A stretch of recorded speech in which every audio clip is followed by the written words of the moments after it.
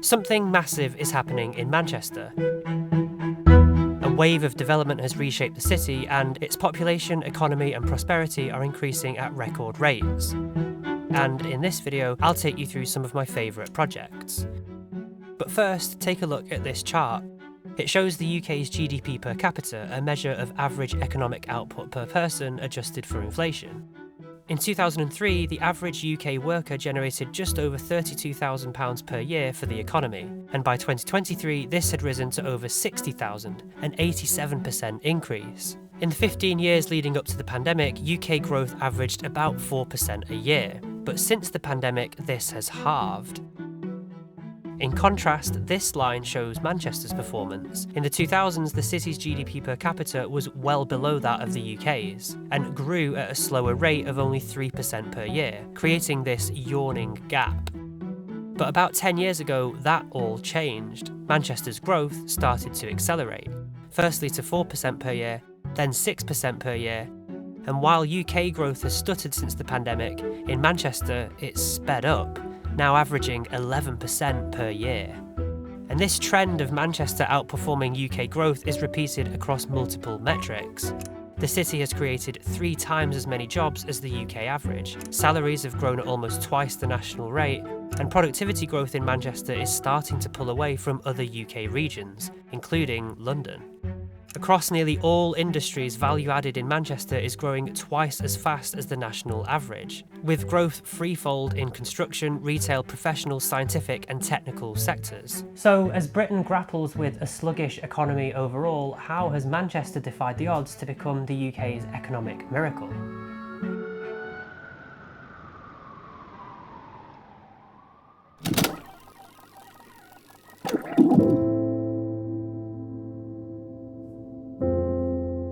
Our story begins in the late 1980s, when the city's fortunes were very different. Manchester was in a state of severe decline, emblematic of a broader post-industrial collapse that had gripped much of northern England. Once a global centre of industrial innovation, Manchester's economic fortunes crumbled in the face of deindustrialisation and changes to economic policy. The city's unemployment rate was extremely high at 22%, but in some neighbourhoods it reached as high as 60%, 5 times the national average. And large parts of the inner city were hollowed out. In just 10 years, the population had fallen by 200,000 people, leaving behind urban decay, poverty, and failing infrastructure. Riots in 1981 and 1985 reflected a social despair. Public services had struggled to cope with growing needs amidst a falling tax base, and entire communities were left without viable economic futures. With the city on the brink of collapse, it was in desperate need of a miracle. And its prayers might have been answered in the form of a junior clerk at the city council, Howard Bernstein. At the time, Bernstein is said to have been a workaholic council officer, but with a deep understanding of urban economics, he was driven by a belief that he could turn the city's fortunes around. In the early 90s, central Manchester had become so hollowed out and derelict that its population amounted only to a few hundred people. But basically, only 500 people lived in Manchester in about 1980. About 1,000 people tops lived in this 2 square miles of city centre. So at night and at weekends, it was incredibly quiet, and half the buildings were falling down, or there were just gap sites like surface car parks. Hi, I'm Andy Spinoza. I have been a journalist, public relations professional. Lately, I've been an author, speaker, and authority on all things Manchester over the past 45, 50 years. Andy Spinoza worked in PR for the city from 1998 onwards, working with the council and some of the people behind Manchester's transformation. His fascinating behind-the-scenes perspectives are crucial to answering how Manchester turned all of this around to become the UK's economic miracle. These insights are immortalised in his book, which I'll link in the description. Arriving in Manchester in 1979, he got to see the city in the midst of its decline, describing Manchester back then as sliding into the dustbin of history. So I lived in the centre of Manchester, and I got a really good insight into how depopulated it was. Most students lived in the student halls in Fallowfield, which is a southern suburb. I didn't, because I forgot to apply for accommodation, and they wrote to me saying, we've got one bed left in a tower block at Granby House at Granby Road, which is right next to Piccadilly Station. In fact, so close to Piccadilly Station that when I got to Manchester off the train from London with a huge suitcase full of records and a record player, that the taxi driver wouldn't take me. He shouted, "It's over there, mate, you can walk it." So I dragged this huge suitcase the size of a wardrobe. Bernstein and his council believed that partnering with private businesses and property developers to boost investment could help reduce the city's unemployment and deprivation. Nowadays, we'd probably call him a YIMBY. He consolidated control of the city's planning and development functions, departments that most city authorities at the time kept separate, enabling a coordinated approach to urban renewal which essentially streamlined the planning system to fast-track investment which prioritised housing, culture and job creation, and worked to spark new development and ultimately reshape the hollowed-out core of the city. Manchester was open for business.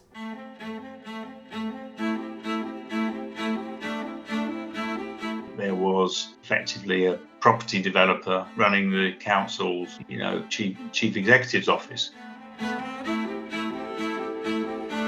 He made it clear he would have a meeting with anyone who wanted to invest in Manchester, and because he wanted to get buildings up, people in, council tax paid, economic activity, those people living or working there, using restaurants, using taxis, making money flow around the economy. The city's first regeneration project focused on the Castlefield district. It's here that Manchester originated as a Roman fort in 79 AD.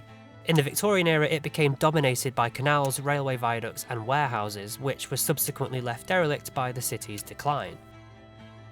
Bringing the area back to life meant creating new walkways along the canals, converting warehouses to apartments and offices, introducing new homes and a pub.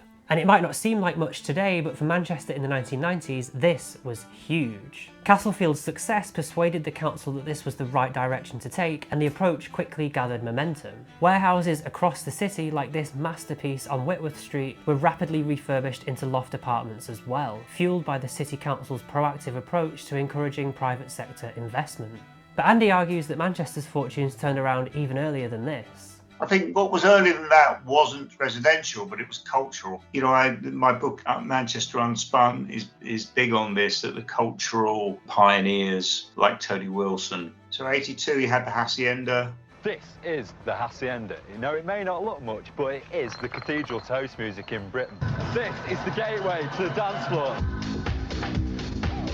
The Hacienda was a nightclub and cultural venue in Manchester, opened in 1982. It first introduced acid house and rave culture to the UK and sparked a music revolution which made Manchester a global epicentre of nightlife and alternative culture. In a time when the city had little else and was suffering from decline and deindustrialisation, Andrew believes that this gave a kiss of life to a dying city. The membership form of the Haciendas, when it first opened, it said intention to restore a sense of place. They were very consciously about city building, about renewing this kind of use of, interest in, love of the city centre. The Hacienda and the cultural boom that it created helped rebrand the city as youthful, creative and forward-looking, giving it global soft power and starting a chain reaction which Andrew submits led directly to the modernised city that we see today. Artists, creatives and musicians who were attracted to the city's new vibe occupied low-rent space in the scruffy 1980s city centre.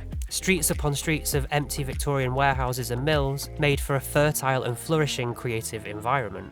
And the council started taking musical culture more seriously, recognising that it could generate jobs and soft power for the city. Its ability to stimulate growth in the city centre was by now unmistakable. Building on this, the council supported a new concert venue at the Bridgewater Hall to house one of the city's orchestras, and also encouraged the development of the world's largest arena in the heart of the city, bringing in £3 billion of spending since it launched. Bernstein also successfully campaigned for a new light rail network to revolutionise the city's transport network, and played a key role in securing the 2002 Commonwealth Games for the city, all of which contributed to Manchester's early regeneration and helped establish it as a city with renewed ambition. And slowly but steadily, the city centre began to repopulate throughout the 1990s. From just a few hundred residents in the early part of the decade, that number had grown to over 5,000 by the 2001 census, a clear sign that the city's revival was gaining momentum. But all of this effort would soon pale in comparison to what happened next.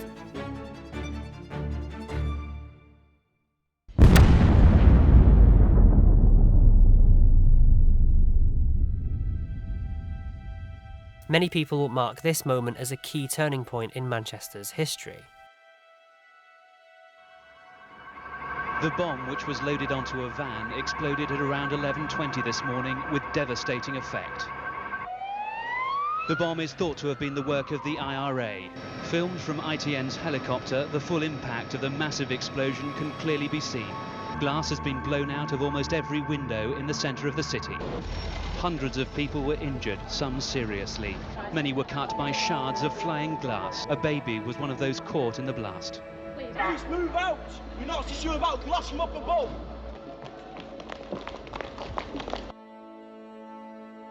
This was the largest bomb detonated in Britain since World War II.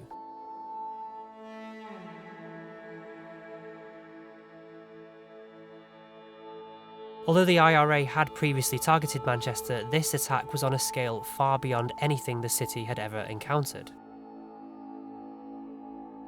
The IRA had sent prior warnings that a 1,500 kilogram bomb was in the city 90 minutes before the explosion, giving emergency services time to evacuate more than 80,000 people from the city centre. As such, there were no fatalities, although more than 200 people were injured, many of them cut by shards of flying glass.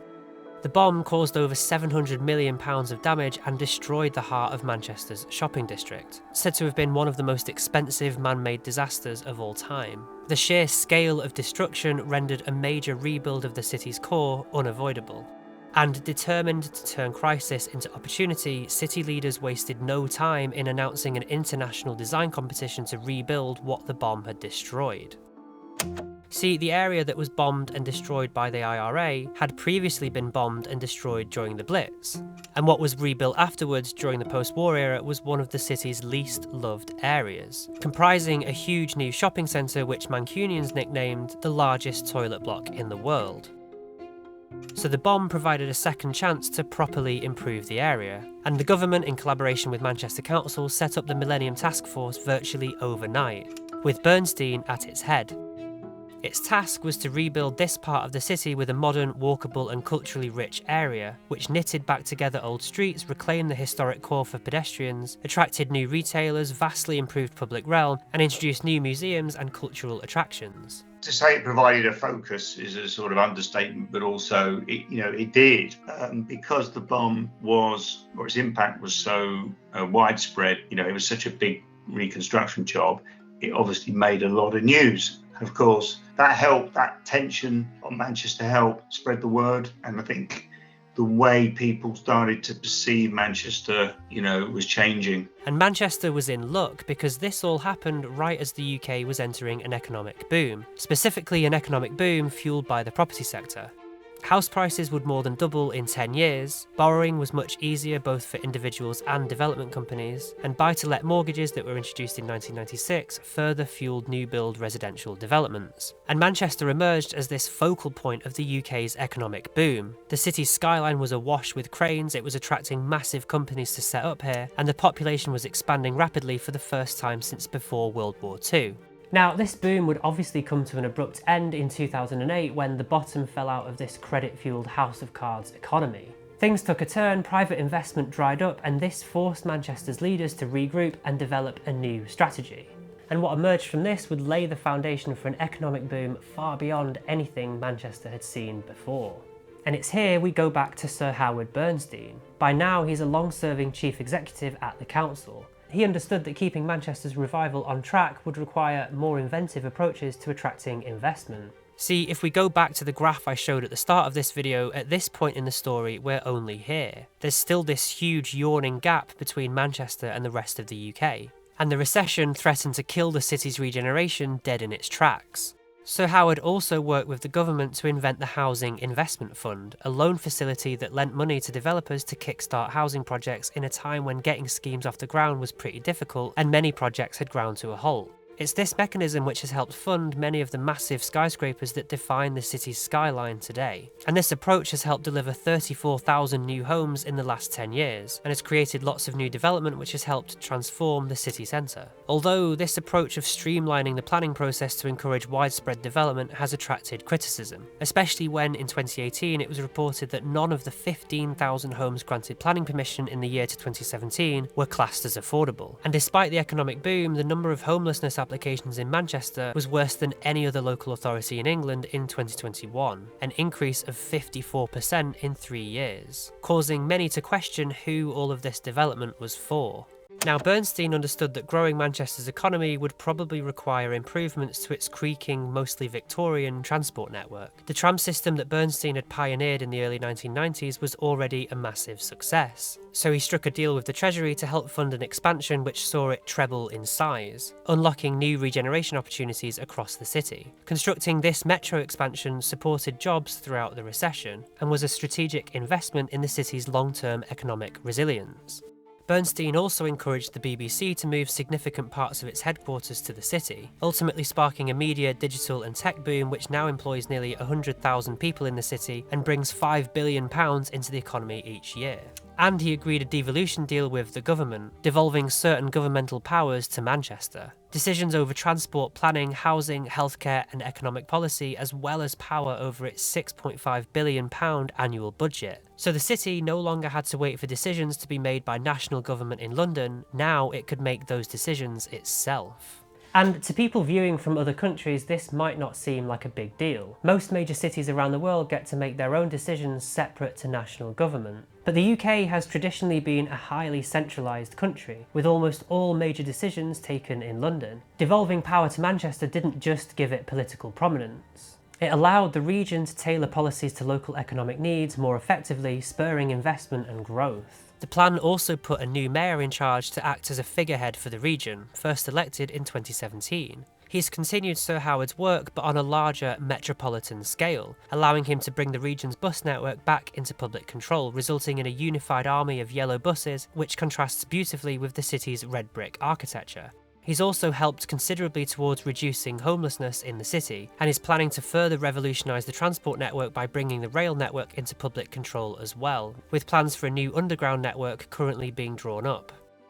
And with these strong economic and political foundations set, the city's growth started to accelerate. Manchester's GDP per capita surged more in the 3 years following the pandemic than it had in the entire 2 decades prior. The fastest growing urban centre in Europe seems to be outpacing London and has done for a few years now. You know, when you get that kind of agglomeration, especially with high-paying jobs in law, business, software, digital, etc., that's what those outputs are showing. It's in this era that the city's transformation has accelerated, defined by a legion of skyscrapers sprouting up all over the city, giving it a dramatic new skyline. There's a lot to celebrate with Manchester's turnaround, and I think most people consider that the city has improved over the last 30 years. But growth like this rarely comes without consequences. In a 2022 article in the Manchester Evening News, which was titled "Has Manchester Rebuilt London's Housing Crisis?" is this quote: "Those on lower incomes here face a perfect storm. As rates of housing benefit for private sector tenants have been largely frozen, cut or capped by the government, the city around them has become this poster child for northern economic renaissance, pushing rents beyond their reach. It isn't trickle down, it's push out.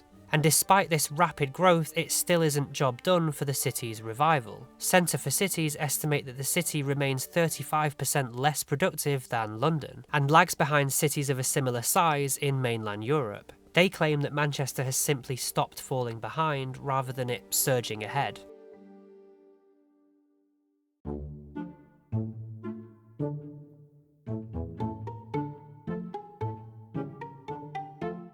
I visited Ancoats, which is a neighbourhood perched on the eastern edge of the city centre. Ancoats feels like Manchester in miniature. With its red brick buildings, towering old mills, canals and rows of terraced houses, it encapsulates the city's architectural character all within a compact space. Its story also mirrors that of the wider city, from a thriving industrial hub into a period of decline marked by depopulation and decay. But today it's a thriving little corner of the city. First came the conversion of the empty old mills and factories. Much like the city at large, they became apartments, offices or cultural institutions, like Sankey's, which was a club inside an 1820s built cotton mill. It was another legendary cultural cornerstone which put this area back on the map and helped to spread Manchester's music-led revival beyond just the hacienda. As with the rest of the city, new development here has ramped up recently. There's about 5,000 additional residents now than a decade ago, with newer high-rise developments beginning to meet surrounding lower density neighbourhoods. But that's helped to rapidly densify the area, and where people go, businesses like shops, bars and restaurants have followed, animating places like Cutting Room Square, which acts as the heart of the neighbourhood. This square has been pedestrianised around the side, and that's encouraged new restaurants to animate the edges of it. It's a lot more vibrant nowadays than it was in 2012. Now, this pub behind me, the Shamrock, closed in 2018, sadly. And obviously there's this national trend of pubs closing at the moment, and everybody's kind of scrambling around as like, what do we do about that? Although the reason for the pub's initial closure likely go beyond simply local population decline, it's quite telling that this is one of a few pubs that have reopened in this area recently, with more locals now living on the doorstep to support them. And what Ancoats shows, and what Manchester shows generally, is that if you increase the number of homes in an area, you increase the population density, it creates the perfect conditions for pubs like this to be able to reopen again. And this goes further than just pubs. Businesses are drawn to densely populated areas because they offer a large pool of potential customers and workers right on their doorstep. Since 2015, Manchester's population has increased by nearly 57,000 people, but 80,000 full-time jobs have been created, which extends to over 103,000 if you include part-time jobs as well, meaning the employment rate in Manchester has soared at nearly 10 times the national average, hinting at a clear link. More people means more business, and more business means a stronger local economy, which attracts more people. And to facilitate that virtuous cycle, Manchester is building homes. Lots of them. Over 34,000 new homes have been built in just 10 years, like this massive new neighbourhood in Salford, which will have over 2,400 homes when it completes. And this area used to be completely derelict, but as you can see around me, it's been completely transformed over the last decade. Over 1,000 new homes have been built here on land that was totally empty and derelict before. If you've seen the music video for Stellify by Ian Brown, then you might recognise this street behind me because he was kind of walking along it in that music video. You can see the skyline in the background there as a sort of a reference point, but everything around us has totally changed. All of these new homes have been built, all of this new development has happened, and it's not derelict anymore. This whole neighbourhood is centred around these canals and basins. There are loads of ducks living here and a decent amount of greenery which has been embedded into the landscaping. I also really like the look of these waterfront townhouses. In fact, this part of Salford has been busy filling previously derelict land with townhouses recently. I've said it before on this channel, I really like townhouses. They add a diversity to the housing stock which helps to attract a broader demographic to the area, giving people the best of both worlds, a house with a garden but close to the heart of the city. And the public realm around these new townhouses is often pretty nice as well. Pedestrian friendly, safe and green. But on the other end of the scale, the city has built tall to deliver homes as well. There are 94 buildings over 20 stories in Manchester, and recently that number has been increasing at a rate of 20 per year. And these skyscrapers have stolen a lot of the headlines about Manchester's regeneration, but I want to show you some of the less well-known developments which I really like. Such as Campus, which converted an abandoned set of university buildings into a mixed-use place. Some new buildings were added to create this enclosed central courtyard that includes a densely vegetated area which is surrounded by bars and restaurants that help to animate the area. The development also brought this characterful back alley back into use. By using these string lights, repaving it, adding some greenery and opening up retail units, they've been able to animate the street really nicely. And this feels like a decent blueprint for how we could transform other back alleys across the city, or ginnels as they're known here. These old warehouses are stunning and distinctly Mancunian, giving this new development a strong sense of place that's rooted in Manchester's history. They were looking a bit sorry for themselves in 2018, so it's great to see them being given a new lease of life. We're in the heart of the gay village, which is centred around this pedestrianised canal-side street, which is always vibrant and busy. It didn't used to be like this though. As late as the 1980s, the street looked like this. But it was transformed in the early 1990s when the area was officially recognised and designated as the city's gay village, in acknowledgement of the council becoming the first in the UK to call for legalising civil partnerships. And Manchester has some great public realm and green space. Not enough green space, as we'll get onto in a sec, and it's definitely made lots of terrible decisions when it comes to public realm and urban design, but where it gets it right, it does it really well. See, Manchester was primarily an industrial city. Greenery and public realm in the centre was never a priority. As such, it's been intensely developed and penned in without a major city centre park. But with 150,000 people now living in this small area, there's been a rise in demand for more green space. So any greenery here is squeezed in, like this mini forest in the heart of one of the city's business districts, or here growing up the side of an office building. And most pavement improvements now feature these rain gardens and trees. Many new developments now integrate greenery and planting all around them, like this recently opened park in Ancoats. Transformed as part of an adjacent housing development, it's got a kids' play area and a wildflower meadow, and new townhouses slotted onto smaller sites to maximise space. Or this small park square, which was created as part of a major redevelopment of a site to the south of the city centre. It's where the old BBC offices on Oxford Road used to be. And the green space they've created here was one of the first new green spaces in the city. So it was only built, I think it's probably about 5 years old now. And it's good, it's great. I do think it's a little bit sterile though. I just feel like we've moved on from this sort of thing now. And especially where we were in Ancoats earlier, you have the wildflower meadows and things like that just give a green space a little bit more interest, just a little bit more than just a kind of a lawn. And I just feel like they could have added a little bit more winding paths, a little bit more places to sort of get lost in, bushes and greenery and trees that just give people somewhere to sort of explore. Could have been added here, and maybe it will be in future. Obviously these places are going to be here forever, so they could be refurbished in a few years and they could be made a lot better. And it's nice, and there are people sat here. It's not exactly the sunniest day. There are people sat here. I just feel like there could be a little bit more.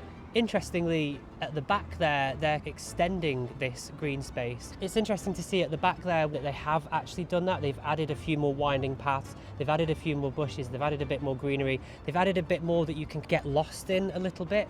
So that's quite good, and that kind of gives me a bit of hope for this place. Maybe they'll do that to this place in future. The buildings themselves though are awesome. It's a lovely space. You've got kind of these restaurants and bars spilling into the square a little bit here, a bit of activity. The fundamentals are there. I just feel like they could have done a little bit more bushes, a little bit more wildflowers, a little bit more stuff here. I wonder if this guy knows that he's about to get assaulted by these pigeons. They are lining up for the attack. Meanwhile, this small park at Cathedral Gardens was created as part of the rebuild of this whole area after the IRA bomb. And a bit further down from here is a memorial to another, more recent terrorist attack that took place here. The Glade of Light honours the 22 victims of the 2017 arena bombing. This white marble halo is inscribed with their names, and it's an incredibly peaceful place. But the space it occupies used to be one of the busiest parts of the city for traffic. Over the last 15 years, the council has moved towards sending cars around the city centre rather than through it. Instead of a road, it's now this vibrant park which has improved the setting of the cathedral, now a peaceful place in the heart of the city. It's also expanded Cathedral Gardens into a much larger green space which weaves in between buildings. Where there used to be a busy road in front of the cathedral, we instead found this food festival. This lack of space for a big park means planners have had to be creative in building new green space. So this isn't the first time that Manchester closed a road to create a park.